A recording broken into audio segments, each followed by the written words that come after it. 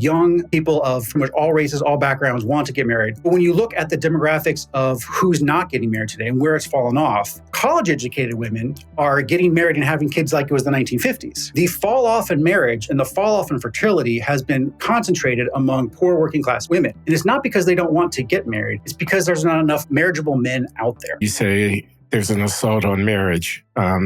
I assume you're referring to the legal legacy of Supreme Court decisions and so on. But can you say a little bit more? Assault, that sounds awfully belligerent.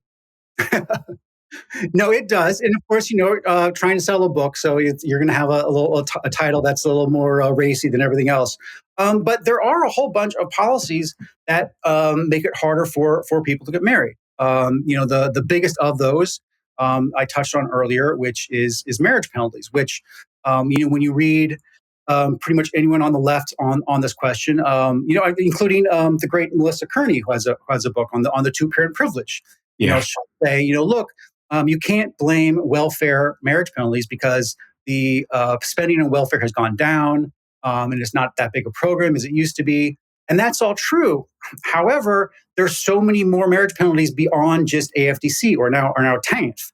You have Medicaid, you have the Affordable Care Act, you have Section 8 housing, you have food stamps, you have the child tax credit, you have the earned income tax credit. What you mean by a marriage penalty is that the financial returns to a couple who might be considering marriage are greater if they remain not married than if they marry. Right. So Lyman Stone has a number of studies where he looks at, hypothetical couple that, you had a man and wife, making maybe $20,000 each year. They're each separately qualify for, Medicaid, food stamps, whatever else. And then if they were to get married, it would cost them as a household $10,000 a year. Right. And so if you're as a household income, if you're only making, $40,000, you're going to lose $10,000 if you're married. That's a big chunk. I mean, for me, that's a big chunk. I'm sure for you too. But if you're only making $40,000, that's a lot. And so I have a lot of people shoot back and say, look, the details are different with these plans, which each of these programs, where the cliff is. And so most poor people don't know where the exact tip-offs for each of these are. And I say, you're absolutely true. They don't. I don't. Very few experts know where all of them are. But if you go into, and they have done polling on this, if you go into working class communities and say, do you understand that you could lose your benefits for these programs if you get married? They say absolutely. They know it, that these cliffs exist. And precisely because they don't know where exactly they are, that's all the more reason for them to avoid marriage, because they just don't know when exactly how they're going to be punished, but they know they definitely could. So that's one. And the punchline here is that between the federal and the state governments, we spend over $1 trillion a year on means-tested programs that punish marriage. Okay, so step one, I mean, that's a $1 trillion assault on marriage right there. If we could just roll that back, that'd be huge progress. But then you have a number of other items. One of my big points throughout the book is that people want to get married. Young people of pretty much all races, all backgrounds want to get married. But when you look at the demographics of who's not getting married today and where it's fallen off, there's Derek Thompson, a whole bunch of people commenting out on this last week on Twitter. College-educated women are getting married and having kids like it was the 1950s. The fall off in marriage and the fall off in fertility has been concentrated among poor working class women. And it's not because they don't want to get married. It's because there's not enough marriageable men out there. Okay.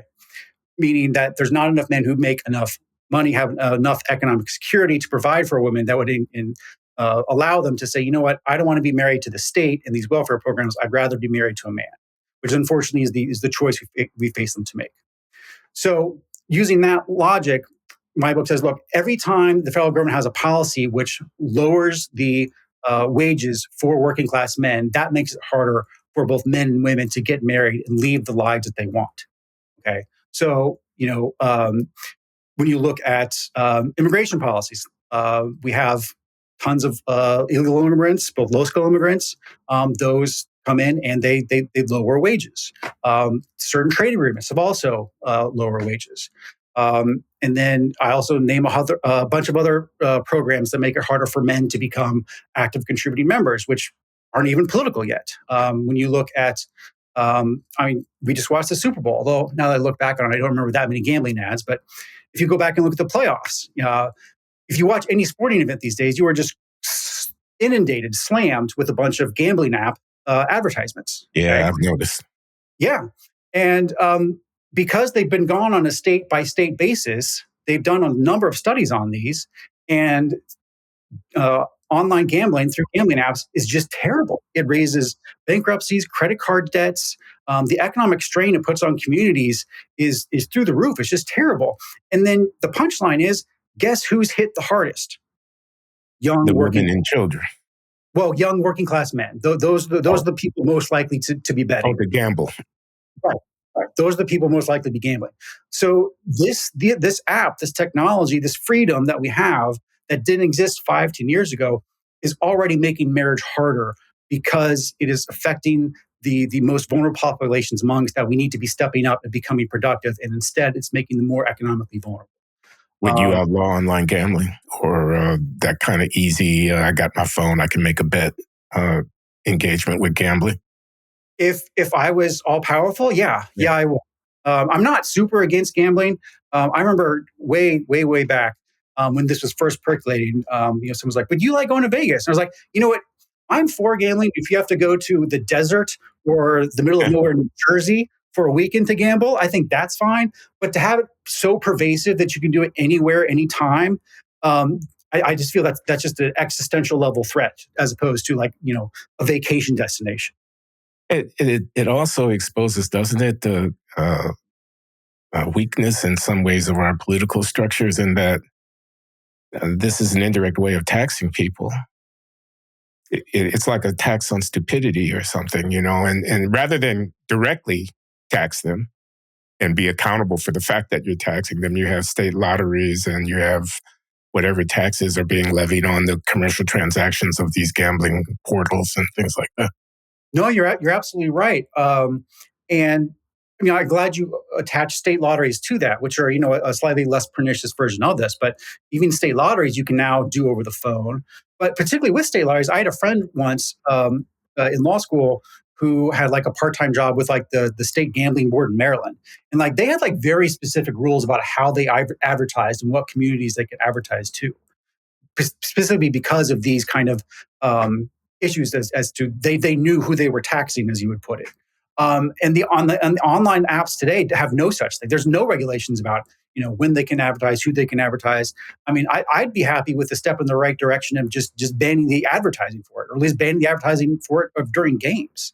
I mean, ideally, if I was dictator for a day, I would just outlaw them entirely. But even just to be able to get rid of the advertisements, I think would be a step in the right direction.